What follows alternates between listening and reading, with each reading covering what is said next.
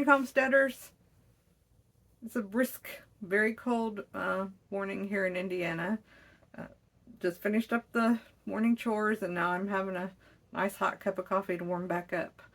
Um, if you've been following us on Instagram or Facebook, you know that I've been spending a lot of time this week planting the garden, and I think it's the perfect time of year to do it because you can get down in the dumps in the wintertime when it's just cold and dreary and dark and there's no sign of life in the air. So it's a good time to think about what you're going to do in the springtime when it warms up. It's getting me through right now. So I was thinking about what I'm going to plant, what I had too much of last year, what I didn't have enough of, what I've still got a freezer full of, what I'm going to have to buy because I don't have enough of it stored up from last year's garden.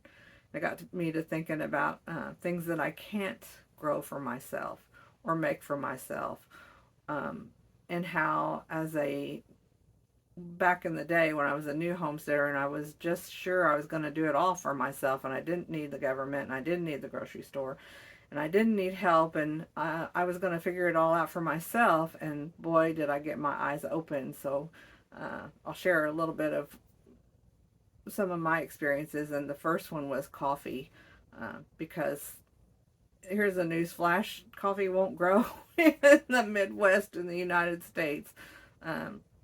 In fact, there's very few places in the United States where it will grow.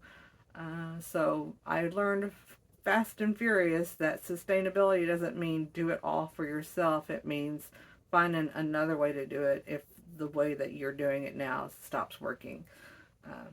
So, for example, I can't make shoes.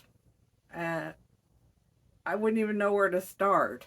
But I need shoes and I know how important they are. So if for some reason I couldn't go to the Walmart and pick up a pair of cheap tennis shoes, or I couldn't go to the expensive store and get the steel toe boots that we wear, how would I get shoes?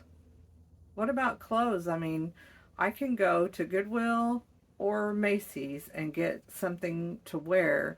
But if those places weren't there, could I weave my own cloth? I mean, what's the sustainability answer to that? And just the same as coffee or tea, neither one of those grow very well in the United States. So if that's something that you depend on or think that you really, really are going to need, how are you going to get it if for some reason it's not at the store, or if the stores were shut down? So doing it for yourself isn't always the answer. Sometimes it's just knowing an alternative way. It reminds me of the Civil War period when the soldiers made acorn coffee.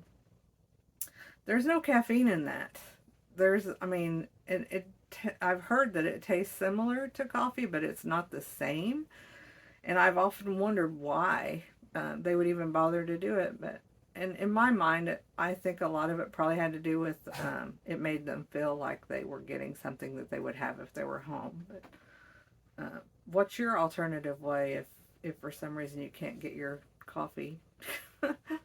I've learned a lot about how to roast the beans and how to store the green beans because long-term storage of roasted beans is not a good idea. They go bad so fast. But know your limits, plan accordingly, and enjoy your coffee while you have it.